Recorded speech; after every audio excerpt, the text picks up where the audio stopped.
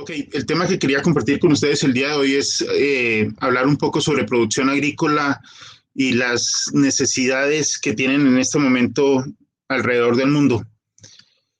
Eh, Quería hablar un poco sobre cómo está cambiando el planeta Tierra y cómo alrededor de la producción agrícola están confluyendo varios factores o varias situaciones con las cuales el panorama día a día es un poco preocupante, por así decirlo, a nivel mundial. Tenemos una población mundial que está creciendo de manera muy fuerte, aunque se cree que en la última década se tiende a estabilizarse, pero el aumento de la población está de una manera bastante alta. Eh, Igualmente, desde hace aproximadamente 15 años o un poco más, iniciaron un fenómeno que se llama el fenómeno de cambio climático, del que creo que todos ustedes ha escuchado hablar, eh, que está haciendo presión sobre el planeta. Igualmente, día a día hay una mayor demanda a la salud, a proteger el ambiente, a alimentos más seguros, a todo esto. Y hay algo que también viene sucediendo hace 20 años y es que los seres humanos quieren reducir la dependencia de combustibles fósiles y ha aumentado la demanda por combustibles de origen vegetal. Y todos estos cambios han llevado a que la humanidad esté demandando más recursos producidos desde la parte agrícola. Miremos algunos datos. Estos datos son tomados de las Naciones Unidas. Y si ustedes se dan cuenta, en el año de 1950 éramos 2.5 billones de personas y por kilómetro cuadrado éramos 17 personas, ¿sí? Y adicionalmente quiero que miren un dato.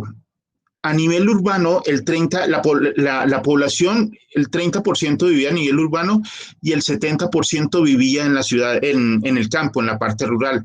Eso quiere decir que de cada 10 humanos, 7 vivían en el campo, producían alimentos para el resto. Para el año 2020, o sea, 70 años después, ya no somos 2.5 billones, sino que somos casi 8 billones de seres humanos. Ya no somos 17 personas por kilómetro cuadrado, ya somos 52 personas por kilómetro cuadrado, pero también miren esto, el 56% de la población a nivel mundial vive en las ciudades y el 44% de la población mundial vive en el campo. Tenemos que tener en cuenta una cosa, tenemos un solo planeta, hasta el momento los seres humanos no hemos conquistado ni tenemos otro planeta donde vivir, tenemos unas tierras que cada vez son menos porque al aumentar la población, los seres humanos dependen o empiezan a construir casas y parte del terreno que se utilizaba para agricultura está siendo utilizado para hábitat y adicionalmente, aunque somos más, somos menos en el campo. Ahora miremos qué dice la FAO o qué dicen las Naciones Unidas que pronostican para un futuro. Entonces, como les decía, para el 2020 somos casi 8 billones de colombianos, pero en 30 años vamos a ser casi 10 billones. Exactamente para el año 2056, la FAO dice que vamos a ser 10 billones de personas. Y miren, en este momento tenemos 52 personas por kilómetro cuadrado y en 30 años seríamos 65 personas por kilómetro cuadrado. Pero también las Naciones Unidas están llamando la atención que el 56% de la población vive en las ciudades y que en 30 años lo más probable es que el 70% de la población viva en las ciudades. Pase lo que pase, la población mundial va a seguir necesitando alimentarse, vestirse y movilizarse con recursos producidos en el agro. Y resulta que ese agro pues está sufriendo varios cambios o tiene varios factores de impacto, y uno de estos es el cambio climático. Antiguamente los factores de niño y niña eran más espaciados. Ahorita prácticamente si el año no es niño, es niña. Y lo estamos viendo actualmente con lluvias todas las tardes a nivel nacional prácticamente. Igualmente, los niveles del mar han aumentado, y no sé si han escuchado, pues ustedes seguramente tienen más información que yo. eh, Providencia, no por el huracán, sino que cada vez Providencia, por ejemplo, tiene menos tierra, y esto también ha sucedido en los continentes. El nivel del mar ha ido aumentando, y los continentes de alguna u otra manera se vienen achicando, de a poco, pero se vienen achicando. Y las temperaturas globales han ido aumentando. Al aumentar la temperatura, los insectos, por ejemplo, que son poiquilotérmicos, que son animales de sangre fría, sus ciclos de vida son más cortos, y por consiguiente podemos llegar a tener más generaciones al año. Entonces, señores, para la FAO, eh, las Naciones Unidas dicen, miren, tenemos que producir más alimentos, tenemos que producir más cultivos para poder suplir las demandas a nivel mundial. Y entonces, ¿cómo poder hacer esta parte de mayor crecimiento de la producción de cultivo? Aumento de la tierra cultivada. Prácticamente esto es imposible. Sí, solamente quedan dos continentes aún con posibilidades de aumentar tierras cultivadas. Ellos son el continente americano y el continente africano. El resto de los continentes ya es casi imposible que aumenten sus terrenos para esto. Aumentar el incremento de la frecuencia de cosechas. ¿Qué quiere decir esto? Mejoramiento tecnológico en los cuales podemos obtener más cosechas en menos tiempo, y aumento de los rendimientos, que en los últimos 50, 60 años sí se ha visto. Y entonces, ¿qué dice la FAO? Que está en detrimento o disminuyendo la tierra destinada para la producción agrícola, el agua está disminuyendo para la producción agrícola, la silvicultura, también las áreas de silvicultura o de silvicultura responsable también está disminuyendo, la pesca de alguna u otra manera, esa fuente está disminuyendo a poco. Han habido cambios en el medio ambiente un poco desfavorables, y cambios en el clima. Pero también dice que no todo es malo, los rendimientos en los cultivos han ido aumentando, la tecnología está mejorando día a día, y la ganadería, de alguna u otra manera, las áreas para ganadería o el aumento en ganadería ha aumentado, y ahorita se puede producir otro tipo de fuente de alimento o de proteína animal en menor área. Pero entonces la FAO y las Naciones Unidas también hablan que esa producción agrícola tiene algunos riesgos y tiene factores abióticos que pueden disminuir esta producción agrícola, como son el cambio climático y el suelo. Y hay unos factores bióticos donde tenemos las condiciones de la planta, condiciones de nutrición y otros, y las condiciones de plagas. Dentro de plagas tenemos las malezas, los artrópodos y las enfermedades. Resulta que para el manejo de plagas, pues se vienen necesitando o se vienen mirando cómo es poder hacer que ese impacto de las plagas sea cada vez menos en esa necesidad de aumento de cultivos. Miremos un dato interesante en el cual se sabe que hay más de 67,000 especies de plagas en cultivos. También se sabe que 9,000 son artrópodos, insectos y ácaros. 50,000 son fitopatógenos, o 50,000 especies producen enfermedades, entre esos hongos, bacterias, virus, riquecias y otros, y 8,000 son malezas, ¿sí? Todos estos hacen que la producción día a día pueda llegar a verse reducida, tanto en calidad como en cantidad.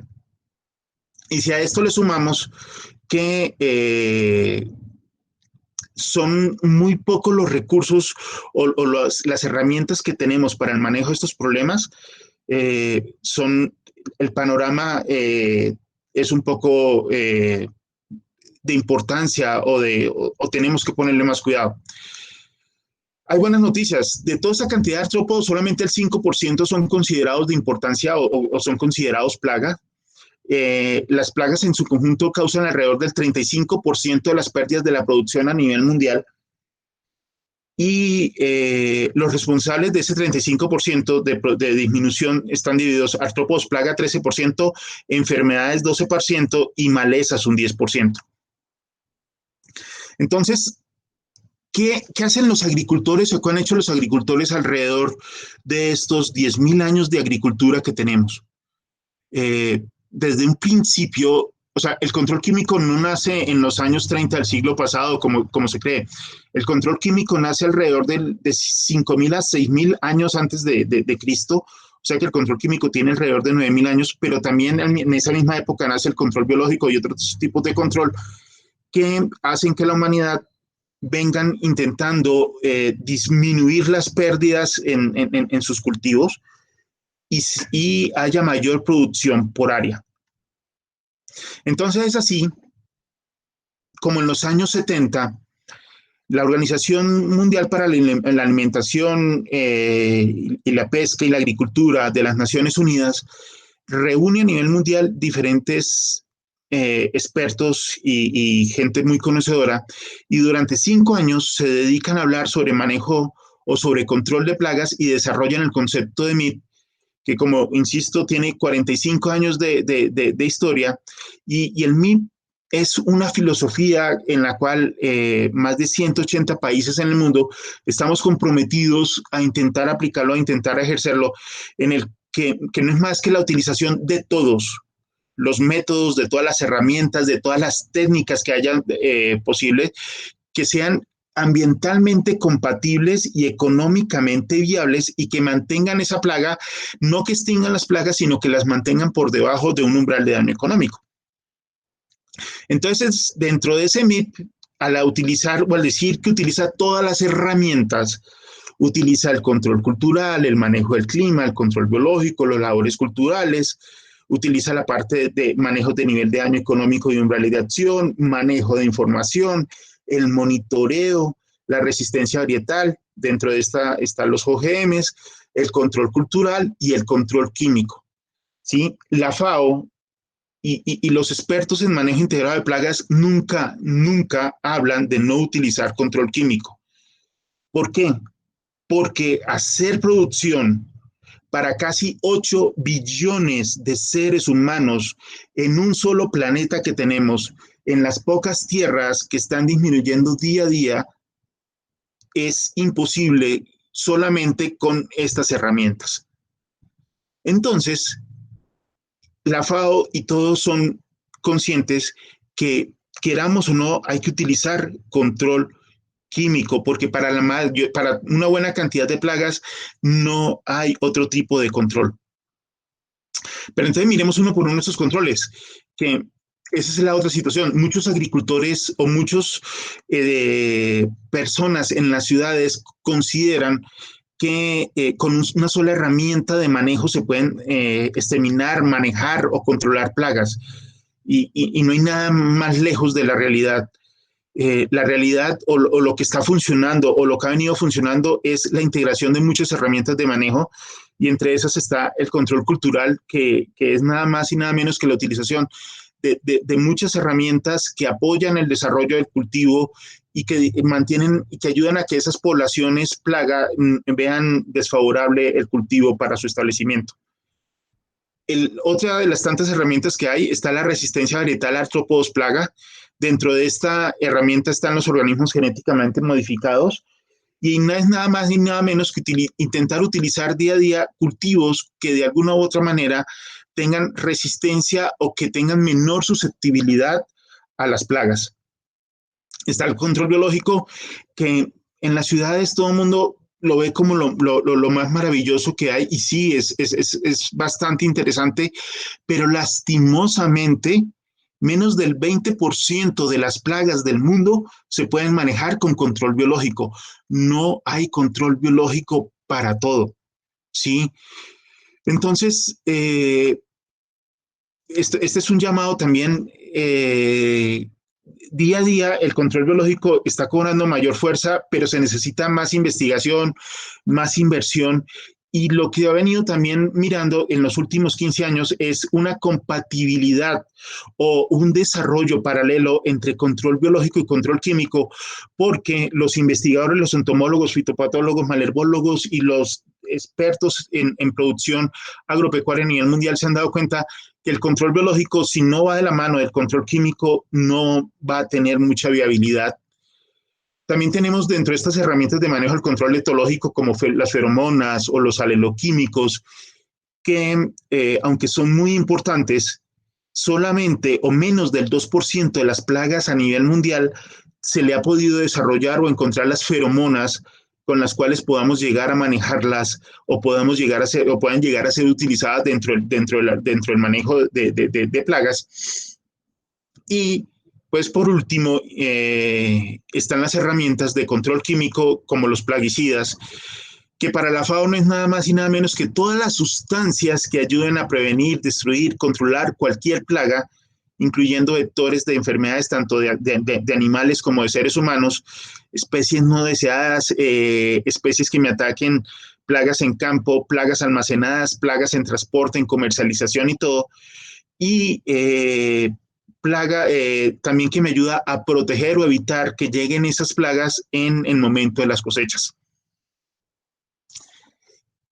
Desde mucho antes de aparecer las noticias del colapso de las colmenas, los entomólogos alrededor del mundo también vienen trabajando dentro de este concepto de manejo integrado de plaga, vienen trabajando en esa compatibilidad entre todas estas herramientas de las cuales les estoy hablando, con artrópodos benéficos, con plantas benéficas, con protección al medio ambiente, protección al agua, al aire, al suelo y mayor producción. Pero tanto la FAO como muchas organizaciones, universidades, centros de investigación en el mundo saben y son conscientes que producir alimentos para una población que va en aumento y un área que cada vez menos, sin la utilización de herramientas de control químico, es casi imposible en este momento. Pero también se sabe que una buena instrucción a agricultores, una buena capacitación y un manejo adecuado y racional de estas herramientas, podemos llegar a tener una muy buena protección de cultivos, un muy buen rendimiento y con un muy bajo impacto ambiental. Por último, quería dejarles estas ventajas que tienen los plaguicidas de alguna u otra manera. Proveen un control de algunas plagas en sitios donde no hay otras tácticas efectivas disponibles. Esto se cumple también para muchas zonas al norte del planeta. Las plaguicidas son muy económicos comparados con otras tácticas de manejo. Requieren menos mano de obra, requieren menos persona por área. Y recordemos que en este momento el 56% de los humanos viven en las ciudades. Muchos de los beneficios económicos derivados del uso de plaguicidas se atribuyen a la disminución de pérdidas durante la producción agrícola y requieren menos energía que otras tácticas de manejo para alcanzar un nivel de control o un buen nivel de manejo. Muchas gracias por este tiempo. Espero no haber excedido en el uso de la palabra. Muchas gracias. Augusto, muchas gracias por la presentación. Y ya finalmente le cedo la palabra a María Elena Latorre de la ANDI, que nos va a exponer un poco sobre buenas prácticas apícolas y agrícolas. Entonces, María Elena, el micrófono es tuyo.